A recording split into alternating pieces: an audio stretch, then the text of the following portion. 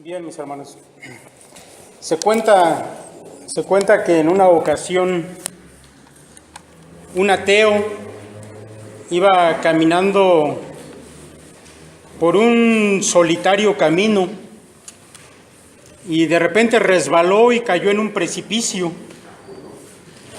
Al caer, sin embargo, este hombre se aferró de una rama y volteando para todos lados dijo: pues creo que solamente Dios me puede salvar ahora, porque no hay nadie más.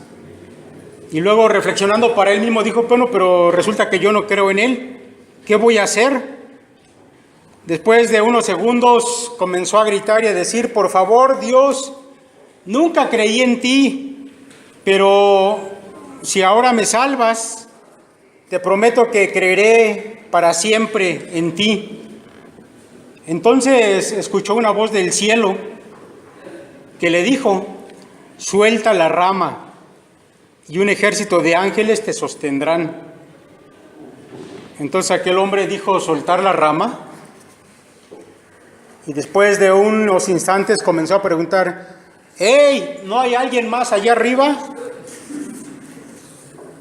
¿Qué hace usted, mi hermano, cuando llegan las pruebas? ¿Qué hace? Bueno, tal vez usted diga: depende de la prueba. Puede que me entristezca, que me llene de miedo o que me deprima, según lo que pase. La verdad, mis hermanos, es que las pruebas pueden venir de muchas maneras a nuestra vida y siempre es importante que estemos preparados para ello. Déjeme contarle otra pequeña anécdota. En un pueblo de leñadores vivía un hombre considerado como sabio que se llamaba Joquema.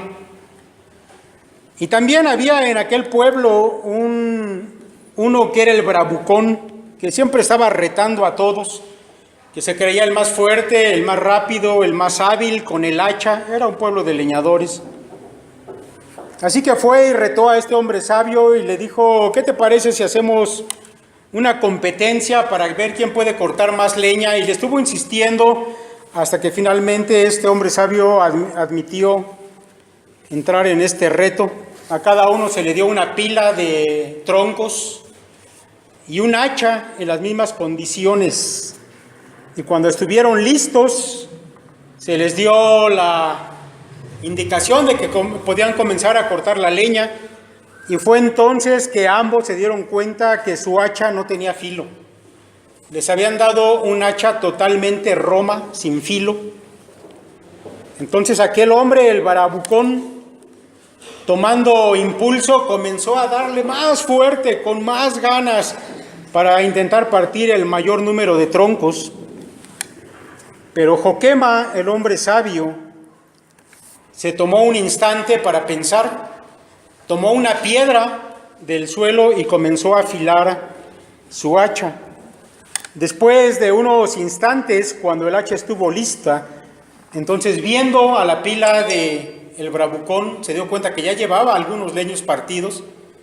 Él, tomando su hacha, comenzó a partir aquellos leños y pronto lo alcanzó, lo rebasó y terminó con su pila de leña.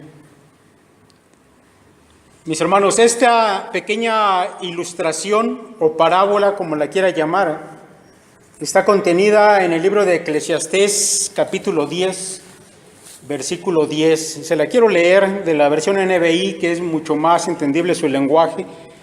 Dice este versículo, es un solo versículo: si el hacha pierde su filo y no se vuelve a afilar, hay que golpear con más fuerza. El éxito radica en la acción sabia y bien ejecutada. Dice este versículo de uno de los libros sapienciales de nuestra Biblia, y que nos muestra, mis hermanos, que la sabiduría es más útil que la fuerza. Más vale maña que fuerza, dice un refrán, y es un refrán muy parecido a algunos que contiene el libro de Proverbios también. El libro de Proverbios dice que la sabiduría es mejor y más poderosa que la guerra, y eso es verdad. Mis hermanos, ¿cómo enfrentamos las cosas que llegan a nuestra vida? Ya sean pruebas, ya sean retos, ya sean decisiones que tenemos que tomar, ya sean noticias que tenemos que asumir. ¿De qué manera lo hacemos? Recuerde que las pruebas a nuestra vida llegan de muchas maneras. Yo estaba viendo algunos pasajes en la Escritura y, por ejemplo, un día Dios le dijo a Abraham acerca de una prueba. Dice Génesis 22, aconteció después de estas cosas que probó Dios a Abraham y le dijo a Abraham, y él respondió, heme aquí, y dijo, toma ahora tu hijo, tu único Isaac, a quien amas, y vete a tierra de Moría y ofrécelo allí en holocausto sobre uno de los montes que yo te diré.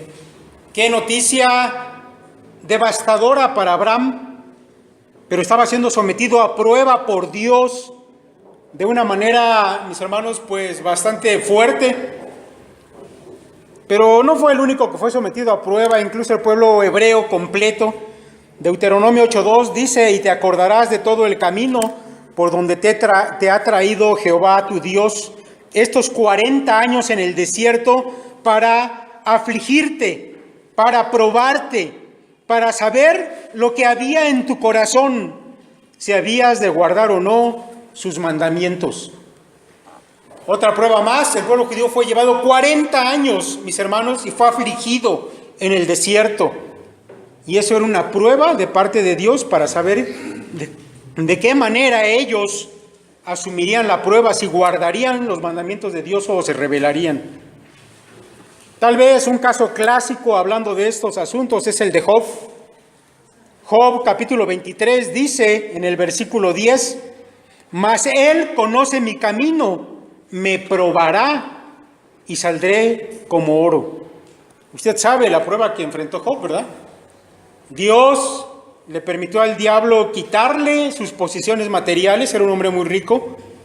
Después le permitió poner la mano sobre su familia y Satanás mató a todos los hijos de Job. Y después trajo una enfermedad terrible sobre su cuerpo, dolorosa.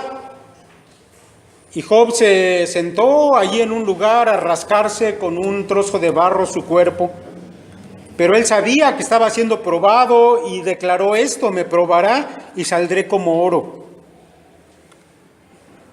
¿Cómo asume usted, mis hermanos, las pruebas cuando llegan a su vida, las noticias, los retos, las decisiones difíciles?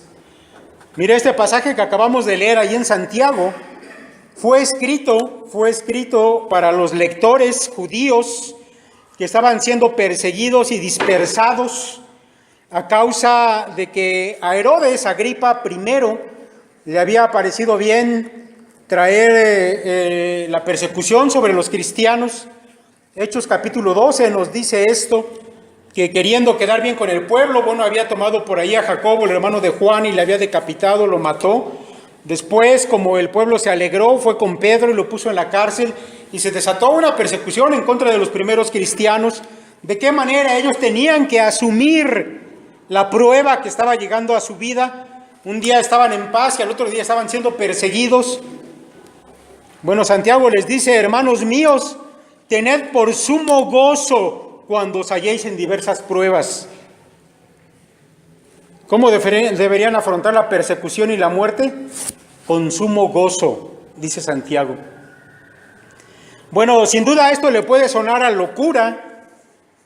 Tal vez muchos piensen, esto está un poco disparatado, pero según la sabiduría de Dios no es así. Santiago explica por qué debería haber gozo en el corazón de los cristianos que estaban comenzando a ser perseguidos. Él dice más adelante, porque la prueba de la fe produce paciencia. Mis hermanos, al ser puestos ellos a prueba, perseguidos, queriendo matarlos, aquel rey, Santiago sabía que eso iba a traer paciencia, iba a producir paciencia en ellos. La paciencia en el contexto bíblico es esa virtud que le permite a uno resistir la adversidad, no doblegarse, seguir adelante en el cumplimiento de la voluntad de Dios a pesar de todo. Y mis hermanos, la paciencia es un fruto espiritual. Es un rasgo del carácter de Cristo. Y por medio, mis hermanos, de la prueba, Dios nos moldea. Escuche esto. Dios nos moldea a la imagen de su Hijo, que es la meta suprema para todo cristiano. Si vemos las cosas con ojos espirituales, debiéramos gozarnos. Dios está trabajando en nosotros y nos está moldeando, aunque sea doloroso, para que lleguemos a la meta que Él nos ha destinado ser, a la imagen de Jesucristo. Por eso Santiago continúa diciéndole a sus lectores: mas tenga la paciencia su obra completa, para que seáis perfectos. Mis hermanos, esa frase, tenga la paciencia su obra completa, quiere decir que no deberíamos tomar decisiones equivocadas para evitar la prueba. No deberíamos pensar en huir de ella o tratar de enfrentarla de manera incorrecta, cometiendo pecado en el proceso. Digo, en los tiempos de persecución se sabe por la historia que llegó a haber algunos cristianos que decidieron mejor negar su fe, renunciar a ella, con tal de evitarse la persecución y la muerte. Santiago dice: tenga la paciencia su obra completa, no la interrumpas, deja que la prueba siga, sopórtala de la manera correcta. ¿Cómo? Con gozo. Mis hermanos, saber cómo actuar en una circunstancia como esta requiere sabiduría. Por eso Santiago recomienda más adelante que si alguno tuviera falta de sabiduría, debería pedirle a Dios. Ahora, pedir sabiduría, mis hermanos, no quiere decir que si tú te pones a orar cuando estás en la prueba, en el momento difícil, y tú oras, entonces de manera inmediata y milagrosa te convertirás en un sabio. No funciona así, no pasa eso. Santiago quiere decir que Dios sí te va a dar entendimiento de su palabra, y además te va a dar la iluminación necesaria para saber cómo aplicar esa palabra para la situación de prueba que estás enfrentando. Porque, mis hermanos, la sabiduría de Dios está contenida en este libro, pero es necesario que ese libro lo conozcas y lo entiendas, y Dios te va a dar la sabiduría para que lo puedas entender y después aplicarlo. Ahora, déjame decirte que la sabiduría es un tema que recorre la Biblia desde el principio hasta el fin. Es algo a lo que se le da una importancia grande. Es un tema prioritario. Mis hermanos, esto es así por la razón de que la sabiduría es la manera en que todo creyente, todo hijo de Dios debería vivir. Por eso Salomón, el hombre más sabio que ha habido, dijo: adquiere sabiduría, adquiere inteligencia. No te olvides ni te apartes de las razones de mi boca, no las dejes y ella te guardará. Ámala y te conservará. Sabiduría ante todo, adquiere sabiduría.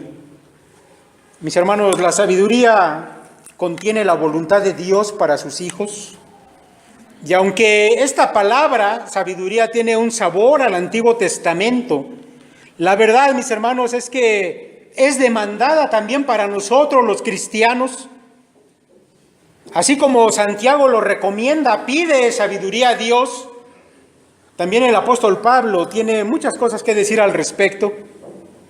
Por ejemplo, allá en Colosenses el apóstol dice: por eso nosotros, desde el día que lo supimos, no cesamos de orar por ustedes y de pedir que Dios los llene del conocimiento de su voluntad en toda sabiduría e inteligencia espiritual, para que vivan como es digno del Señor, es decir, siempre haciendo todo lo que a Él le agrada, produciendo los frutos de toda buena obra y creciendo en el conocimiento de Dios.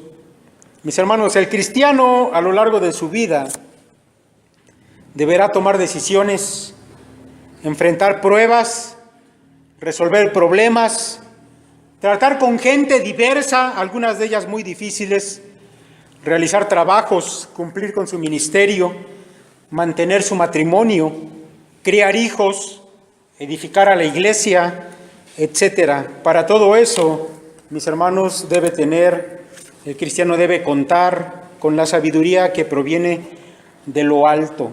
Mis hermanos, esa sabiduría, por supuesto, está contenida en la palabra de Dios, está al alcance de nuestra mano, y eso es algo extraordinario.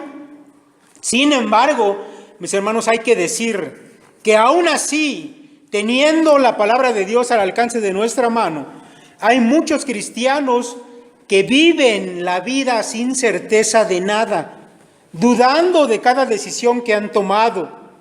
Mire, hay algunos que piensan que para cada caso que ellos enfrentan deben pedir en oración a Dios lo que deben hacer. ¿Le ha tocado vivir alguna situación difícil y ahí va y se pone de rodillas y le dice: Señor, dime qué es lo que tengo que hacer en esta situación? ¿Y qué espera usted? ¿Que Dios se le aparezca? ¿Que le dé un sueño? ¿Que le envíe un ángel? ¿O qué espera? ¿De qué manera Dios le podría decir lo que usted tiene que hacer?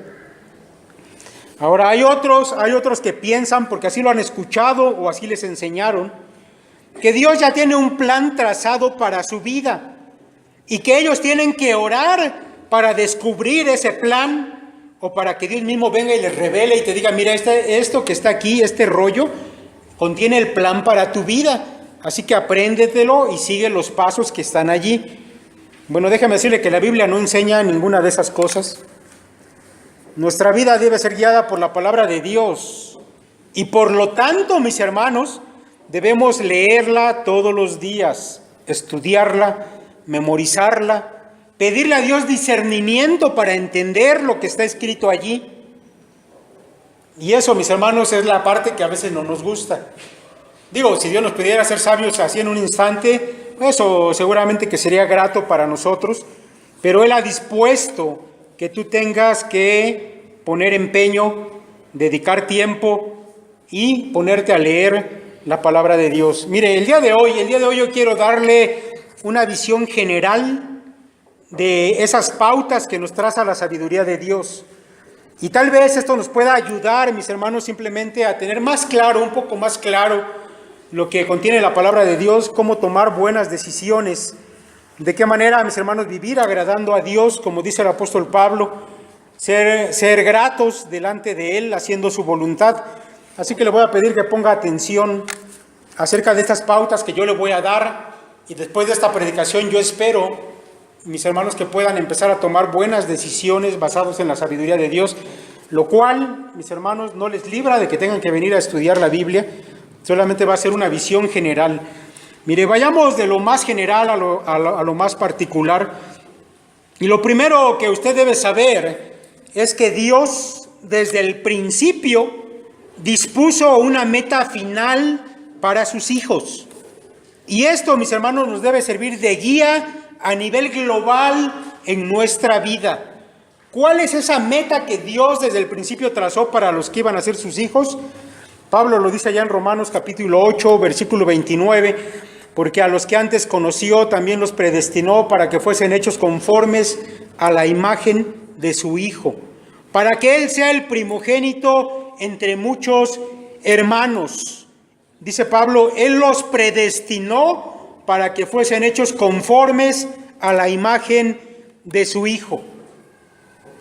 Ahora, yo cuando leo esto, mis hermanos, me acuerdo, no puedo evitar pensar en esto, de aquel viejo argumento usado por el diablo cuando tentó a Eva, ¿se acuerda?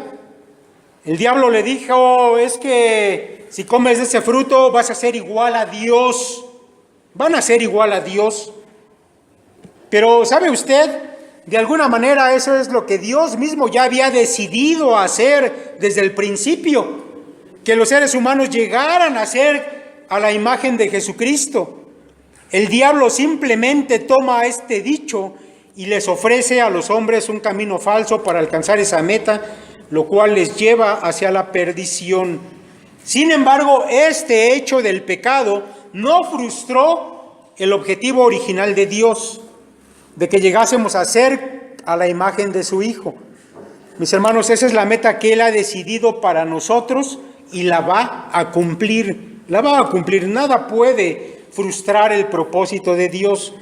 Ahora, esto, mis hermanos, debe hacernos comprender que la voluntad de Dios que Él nos ha revelado en su palabra, a través de mandamientos, de preceptos, de exhortaciones, etcétera, y que encontramos aquí en la Biblia, siempre nos van a llevar hacia ese camino, hacia esa meta, hacernos de acuerdo a la imagen de Jesucristo. Déjame poner un par de ejemplos de preceptos o de exhortaciones o de mandamientos. Dice el apóstol Pedro allá en su primera carta, en el capítulo 1, sino como aquel que os llamó es santo, sed también vosotros santos en toda vuestra manera de vivir, porque escrito está, sed santos porque yo soy santo. ¿Qué está diciendo Pedro? Aquí es un mandamiento para nosotros.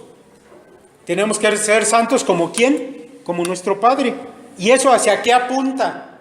Hacia que lleguemos a ser semejantes a Jesucristo. El Señor Jesús también en otra parte dice en el Evangelio de Mateo algo parecido, hablando del trato con los enemigos. El Señor Jesús dijo, sed pues vosotros perfectos, como vuestro Padre que está en los cielos es perfecto. Ahora, cuando Cristo dice eso, mis hermanos, obviamente no nos está invitando a llegar a tener una perfección como la de Dios, eso es imposible, pero Él está hablando más bien de los asuntos morales. Así como Dios trata a sus enemigos, debiéramos tratarlos nosotros también, para que podamos ser como nuestro Padre. Estos mandamientos son parte de esa voluntad revelada de Dios para nosotros, y tienen que ver con ser como nuestro Padre, porque así como un hijo siempre imita a su Padre, la meta nuestra es ser como Jesucristo, que es el Hijo de Dios. Todos los mandamientos en la Biblia van a apuntar hacia esta meta suprema. Mis hermanos, eso debería hacer que nosotros fuéramos muy observadores de cómo la Biblia revela a Dios en cuanto a sus cualidades morales, porque eso mismo es lo que se va a demandar de nosotros. Digo, no sé si usted ha puesto atención a lo que la Biblia dice de Dios en esta parte de lo moral, pero la Biblia nos muestra algunas cualidades. Por ejemplo, nos habla de la santidad de Dios en 1 de Pedro 1:15, nos habla de la justicia de Dios en 1 de Juan 3, de la pureza del Señor en 1 de Juan 3, nos habla del amor en Efesios 5 del 1 al 2, acerca del perdón en Colosenses 3 del 1 al 13, de su compasión en Lucas 6, de la perseverancia en Hebreos 12, de la sumisión en 1 de Pedro capítulo 2, de la humildad y obediencia en Filipenses 2, los versículos 5 al 8, de la bondad en Lucas 6 al 35, de la generosidad al dar en 2 de Corintios 8 del 1 al 9, etcétera. Mis hermanos, tenemos que ser observadores de las cualidades morales de nuestro Dios, porque debemos ser imitadores de Él como buenos hijos. Así que, mis hermanos, una primera cosa que tú debes saber para ser sabio es esto, que Dios te está moldeando, que está formando en ti el carácter de su Hijo Jesucristo. Por lo tanto, cada circunstancia que vivas, debes enfocarla desde este punto de vista. Y las cosas que tú hagas, las decisiones que tomes, las actitudes que asumas, deberán marchar también hacia esta meta, ser vistas desde esta óptica. El caso, mis hermanos, que plantea Santiago, el de la persecución de los primeros creyentes, es vista por el apóstol desde este ángulo, de manera que la actitud correcta que deberían asumir tenía que ser de sumo gozo, porque si vemos las cosas a través de esta óptica, ellos deberían darse cuenta de que Dios los estaba moldeando a través de una prueba difícil. Ahora, mis hermanos, aparte de esta meta general que he mencionado y que nos va a servir como base para tomar decisiones, asumir actitudes, enfrentar dificultades, aparte de esta meta general que glorifica a Dios porque nos hace ser semejantes a Cristo, tenemos también algunos asuntos más concretos dentro de lo que la voluntad de Dios nos revela en la Biblia. Y esos asuntos más concretos son los mandamientos. Mire, la conducta sabia de un cristiano debe darse dentro de los mandamientos de Dios. La mayoría de ellos, mis hermanos, son muy específicos. Y para nosotros el día de hoy, como cristianos, los tenemos en el Nuevo Testamento. La gran mayoría están allí en el Nuevo Testamento. Saber, mis hermanos, saber qué debemos hacer en muchos casos ya está determinado por esos mandamientos.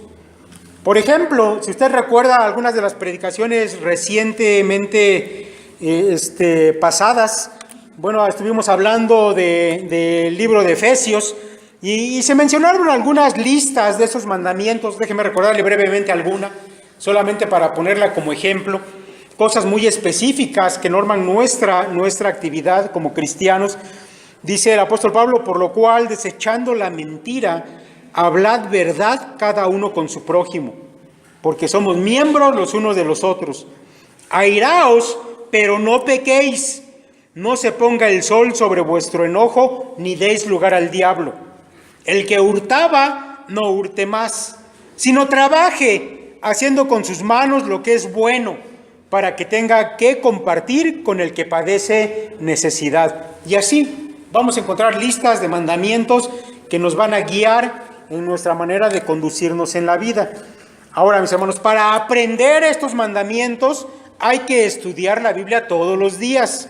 Esa, mis hermanos, va a ser nuestra tarea más importante si queremos adquirir sabiduría.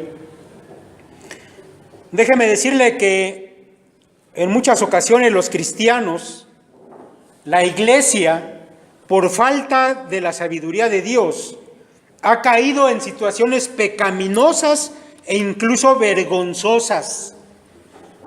Déjeme darle un ejemplo de ello que está ahí mismo en la Biblia. Primera de Corintios, capítulo 6. Aquí se nos plantea un problema que había sido asumido por la iglesia sin sabiduría, la reprensión del apóstol Pablo y después la manera en que él lo resuelve, tomando la sabiduría de la enseñanza de Cristo y resolviendo el problema sin ninguna dificultad realmente. Dice el apóstol: si alguno de ustedes tiene un pleito con otro, ¿por qué presenta el caso ante los impíos y no ante los santos? ¿Acaso no saben ustedes que los santos juzgarán al mundo? Y si son ustedes quienes han de juzgar al mundo, ¿acaso les es poca cosa juzgar cosas muy pequeñas? ¿No saben ustedes que nosotros juzgaremos a los ángeles? Pues con más razón los asuntos de esta vida. Si ustedes pueden emitir juicios en cuanto a los asuntos de esta vida, ¿cómo entonces ponen como jueces a gente de poca estima en la iglesia? Les digo esto para avergonzarlos. ¿Acaso no hay entre ustedes ni siquiera uno que sea sabio y que pueda servir de juez entre sus hermanos? Y es que no solo se pelean entre hermanos, sino que lo hacen en presencia de los incrédulos. Sin duda, ya es bastante grave que haya pleitos entre ustedes. ¿No sería mejor pasar por alto la ofensa? ¿No sería mejor dejar que los defrauden? Mis hermanos, entre los cristianos, sin duda que había interacciones a veces de tipo comercial. A veces algún cristiano le hacía trabajos a otro, o le vendía cosas, o incluso tal vez era un asunto de un préstamo. Lo que nos está planteando aquí Pablo es un asunto de cuestiones materiales. Alguno de ellos se negó a pagar su deuda, y el hermano, en lugar de traer esto ante la iglesia y juzgar qué se debería hacer, fue y lo demandó ante un tribunal allá afuera con los incrédulos. Y el apóstol Pablo está sabiendo que esto era un mal testimonio de la iglesia para con los no creyentes. Era una evidencia del total desconocimiento de lo que la iglesia es. Dice él: ¿no saben que ustedes un día van a gobernar sobre las demás naciones, incluso sobre los ángeles? Y también, mis hermanos, era una muestra de la ignorancia de la palabra de Dios. Así que Pablo va a resolver el problema de una manera simple, aplicando lo que Jesucristo dijo. El Señor había dicho, y al que quiera ponerte a pleito y quitarte la túnica, déjale también la capa. Y a cualquiera que te obligue a llevar carga por 1 milla, ve con él 2. Mis hermanos, lo que Pablo está diciendo es, ¿te defraudó tu hermano? Sufre la pérdida, déjalo. Al que te quiera quitar la capa, dijo Jesús, pues déjale también la túnica. Es preferible que sufras la pérdida a que la gente hable mal de la iglesia, de Cristo, de la salvación, por el mal testimonio tuyo. Mejor sufre la pérdida, dice el apóstol Pablo. Este es un ejemplo de falta de sabiduría y después la aplicación de la sabiduría de la Escritura. Mis hermanos, una conducta cristiana sabia aplica la voluntad de Dios que tenemos en forma de preceptos o de mandamientos. Ahora, ya tenemos primero un asunto general, ser hechos conforme a la imagen de Cristo. Tenemos asuntos específicos variados que son los mandamientos. Pero déjenme ir a un tercer asunto. Mis hermanos, todos ustedes saben, hay muchas cosas en la vida que no están mencionadas específicamente en la Biblia. No hay un mandamiento para cada cosa en la Biblia, en la vida que encontremos allí en la Biblia. De manera, mis hermanos, que cuando no encontramos especificaciones concretas de qué hacer en algunos casos, entonces hay libertad para elegir lo que se debe hacer. Hay libertad. El apóstol Pablo decía, todo me es lícito. Cuando él decía esa palabra quería decir algo. No quería decir todas las cosas, yo las puedo, no. Pablo quería decir, de todas las cosas que no hay un mandamiento específico, lo que queda, todo lo demás me es lícito. Pero no todo me conviene, va a decir el apóstol Pablo, y vamos a aprender un poquito acerca de esto. Mire, hay algunas cosas que no aparecen su solución en los mandamientos de la Escritura de manera explícita. Algunos, por ejemplo, me han preguntado en alguna ocasión, oiga hermano, y para un cristiano es lícito comer, podemos nosotros como cristianos comer esas cosas que se han ofrecido a los muertos, los días de muertos aquí en México se ponen las ofrendas, y esas cosas que ya fueron ofrecidas a los muertos como cristianos las podemos comer.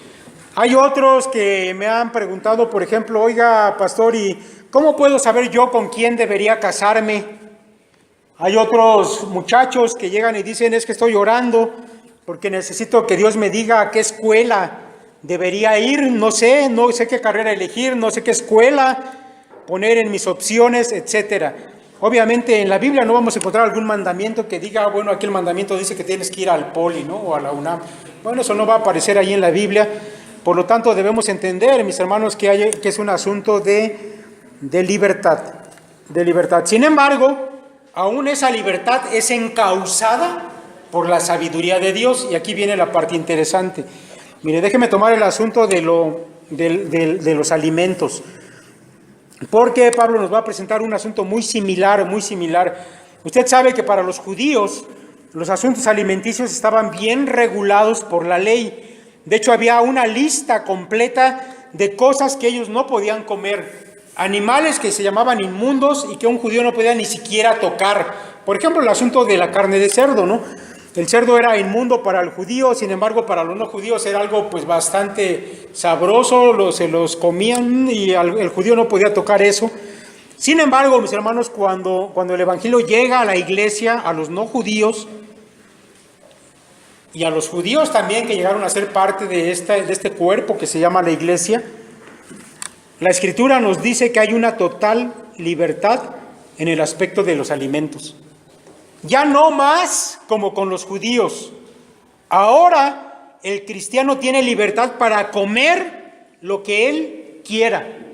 Y Pablo nos va a plantear un asunto, allí en 1 Corintios 10, él dice, si algún incrédulo os invita y queréis ir, de todo lo que se os ponga delante, comed, sin preguntar nada por motivos de conciencia.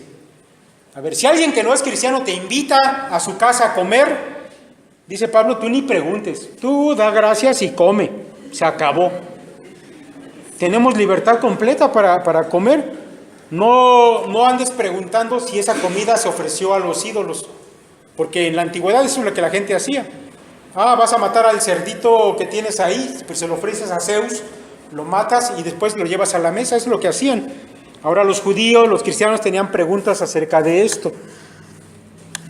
Sin embargo, mis hermanos, dentro de esa libertad, aún Pablo va a dar pautas para encauzar nuestra libertad dentro de lo que es sabiduría de Dios. Y Pablo va a considerar una limitación de nuestra libertad de poder comer cualquier cosa. Mire, déjeme explicarle un poco de estas pautas o principios que nos encauzan aún dentro de las cosas que tenemos libertad. El Señor Jesucristo, cuando fue cuestionado acerca de la ley, Él dijo que toda la ley se resumía solamente en 2 mandamientos, ¿se acuerda? Amar a Dios y amar a tu prójimo. Y en eso se resumía toda la ley y los profetas. Pero mis hermanos, cuando Cristo resume todo en el asunto del amor, Él no solamente nos está haciendo que se compacte los 614 mandamientos judíos, todo lo que se había dicho, no solamente es eso. El Señor Jesús además nos deja ver cuál es el espíritu de la ley. Y aunque la ley judía ya no aplica para los cristianos, el espíritu de la ley va a servir para que nosotros lo tomemos como una pauta. ¿Cuál es el espíritu de la ley? El amor. El amor es el espíritu de la ley. De manera que cuando tienes tu libertad para hacer muchas cosas, los mandamientos no te dicen algo respecto a varios asuntos en la vida, tienes libertad, pero primero, antes de ejercer esa libertad y para que sigas en un camino de sabiduría, tienes que preguntarte esto. Número 1, ¿esto que voy a hacer impide que yo siga siendo formado a la imagen de Cristo? Lo que habíamos mencionado al principio, ¿se acuerdan? Pablo lo dice, ¿esto me edifica? Eso te lo debes preguntar. Número 2, de acuerdo a los mandamientos, el mandamiento amarás a tu Dios. ¿Esto que voy a hacer se interpone en mi amor hacia Dios? Y número 3, esto que voy a hacer, que me voy a comer, etcétera, se interpone en mi camino de amor hacia mi prójimo. Y eso va a ser pautas para que tú ejerzas tu libertad dentro de la sabiduría de Dios. Mire, cuando Pablo está planteando este asunto, yo creo que el apóstol Pablo, cuando está escribiendo la carta, se preguntó al respecto. Cuando los corintios le preguntaron, ¿podemos comer de lo sacrificado? Y Pablo le dijo, pueden comer de todo, pero Pablo se habrá cuestionado, ¿esto que voy a comer afecta mi crecimiento en ser más semejante a Cristo? Y la respuesta fue no. Lo siguiente es, ¿esto afecta el amor que debo a mi Dios? Y la respuesta fue no. Entonces Pablo se preguntó, ¿esto que voy a comer afecta mi amor hacia mi prójimo? Y la respuesta puede ser sí. ¿Por qué? Dice Pablo, porque si aquel que te invitó a comer te declara que eso que te puso en la mesa es algo que había sido sacrificado a los ídolos, entonces no lo comas, dice Pablo. No por ti, porque tú tienes libertad, sino por él. Porque él que te está viendo y que sabe que eres cristiano y comes de lo sacrificado a los ídolos, va a decir, así son los cristianos. Mal testimonio, contaminas la conciencia de él. Escuche cómo lo dice Pablo, 1 Corintios 10, 28 y 29. Mas si alguien os dijere, esto fue sacrificado a los ídolos, no lo comáis, por causa de aquel que lo declaró, y por motivos de conciencia, porque del Señor es la tierra y su plenitud. La conciencia, digo, no la tuya, sino la del otro. Pues ¿por qué se ha de juzgar mi libertad por la conciencia del otro? Ahora, déjame exponerle un caso más de este tipo.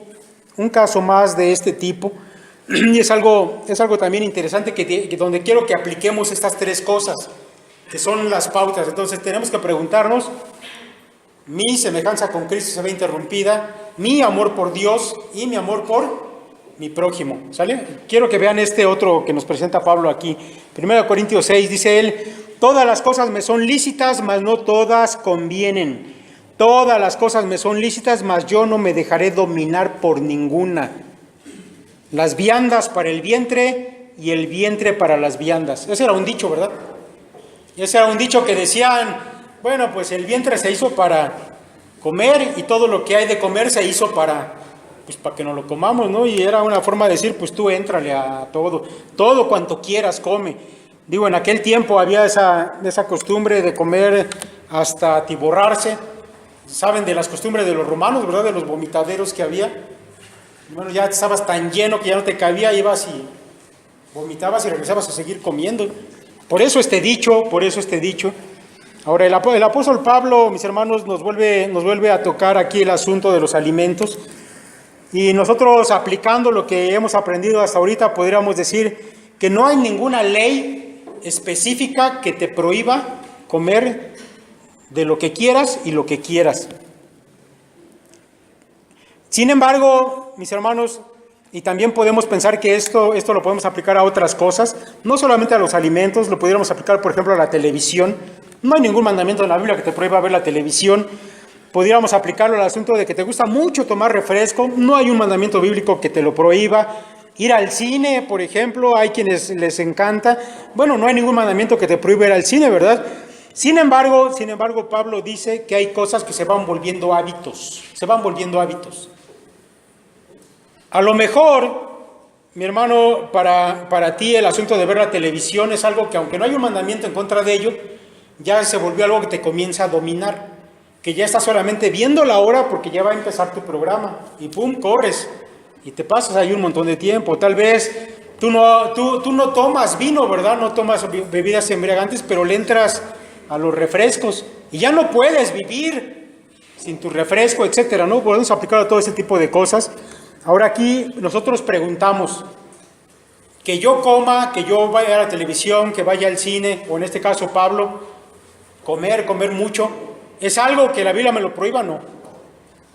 ¿Es algo que pudiera afectar en que yo sea semejante a Cristo? Pues tal vez no. ¿Es algo que afecte en mi amor hacia Dios? La respuesta es sí. ¿Por qué, mis hermanos? ¿Por qué sí? Porque cualquier cosa que nos comienza a dominar se vuelve un señor para nosotros. El apóstol Pablo llama eso un ídolo. La Biblia lo llama eso. No debe haber nada aparte de Dios que controle tu vida. Si comienzas a darte cuenta que hay hábitos de los cuales ya no te puedes deshacer, y a lo mejor no es algo necesariamente malo, pero es algo que ya está controlando tu vida, se vuelve un señor para ti. Y la Escritura nos dice que debes amar al Señor tu Dios con todas tus fuerzas, por encima de todo, más que a todo. Entonces, el apóstol Pablo concluye que debemos evitar eso. Todo me es lícito, pero no todo me conviene, todo me es lícito, pero yo no me dejaré dominar de ninguna de estas cosas. ¿Sale? Bueno, vamos rápido, mis hermanos. Quiero poner un último ejemplo. No quiero dejar pasar este asunto del casamiento, que es interesante. Algunos van a decir, sí, ese trátelo. Cuando está uno en esa edad, donde comienza ya a pensar en serio en este asunto del matrimonio, tal vez usted diga, bueno, ¿qué tengo que hacer? ¿Cómo voy a escoger a la persona? ¿Cómo voy a saber quién es mi media naranja?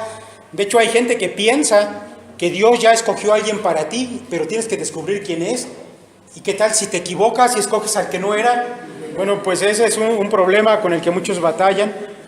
Déjame decirte que si ponemos en práctica lo que estamos aprendiendo hoy, mis hermanos, primero, es un asunto que tenga que ver o que me ayude el hecho de que yo esté siendo formado en la imagen de Cristo para saber a quién voy a escoger. Bueno, no tiene mucha relación. ¿Hay algún mandamiento que me diga a quién debo escoger para casarme? Bueno, sí hay un mandamiento. La ley nos dice, los mandamientos nos dicen que no puede ser con alguien no creyente. No te puedes casar con alguien no creyente.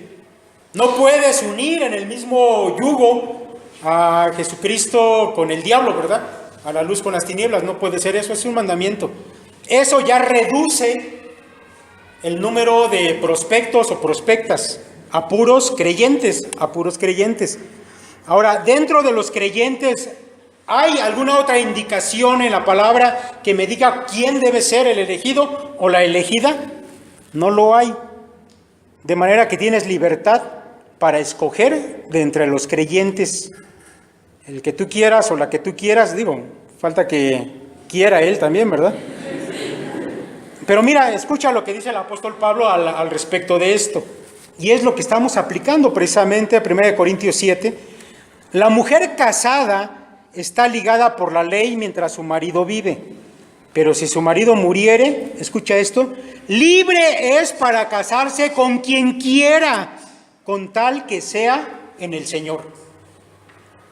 ¿Qué está diciendo Pablo? Tienes libertad, porque no hay ningún mandamiento, excepto que tiene que ser, ¿qué? En el Señor, es decir, que tiene que ser cristiano. Con quien te busques tiene que ser cristiano. Ahora, si esto, mi hermano, tú lo entiendes, mi hermana joven, tú lo entiendes, yo todavía tal vez pudiera añadir algo más. Ok, ya sabes que deben ser creyentes, puedes escoger de entre ellos, pero si aplicamos nuestra norma de sabiduría, lo primero es decir, esto tiene que ver con mi imagen semejante a Cristo, ¿me ayudaría a escoger a determinada persona? Yo creo que sí. Si de entre los cristianos tú eliges a un cristiano que sea espiritual, que esté dedicado a las cosas de Dios, no cualquier cristiano, digo, hay de todo. Dentro de la iglesia puede haber cristianos que a veces son un poco desobedientes, que no son constantes, que no están entregados. Yo creo que si para el matrimonio eliges un buen cristiano, entonces el asunto de ser a la imagen de Cristo va a ser más fácil para ti, porque el matrimonio nos perfecciona. En el matrimonio aprendemos paciencia y aprendemos muchas cosas. Y si tienes un buen marido o una buena esposa, eso te va a ayudar para alcanzar esa meta primordial que Dios nos trazó. Mis hermanos, esta es una muestra simplemente de la sabiduría. Yo espero que te lo hayas aprendido. Si no, pues le escuchas la predicación nuevamente por allá en el canal de YouTube. Por ahora vamos a dejarle hasta aquí. Mis hermanos, vamos a orar. Señor, te damos muchas gracias porque nos das, Padre, tu palabra, porque en ella, Señor, nos enseñas la sabiduría, Señor, que tú nos has dado, que has puesto al alcance de nuestra mano, que, Señor, tal vez, muchas veces nosotros no hemos sabido valorar ni nos hemos dedicado a estudiar, pero te rogamos, Padre, que tú pongas en nosotros esa hambre de tu palabra, de, Señor, poder adquirir la sabiduría que tú nos has dado para ser gratos en todas las cosas delante de ti. Te ruego, Señor, por cada uno de mis hermanos, para que, Padre, ellos puedan ser estudiantes, Señor, dedicados de tu palabra, profundos, Señor, en el conocimiento de ella, y que en todas las cosas que hagamos, Señor, tanto en lo individual como parte de este cuerpo, Señor, de Cristo, podamos glorificarte, Señor. En Cristo Jesús te lo rogamos. Amén.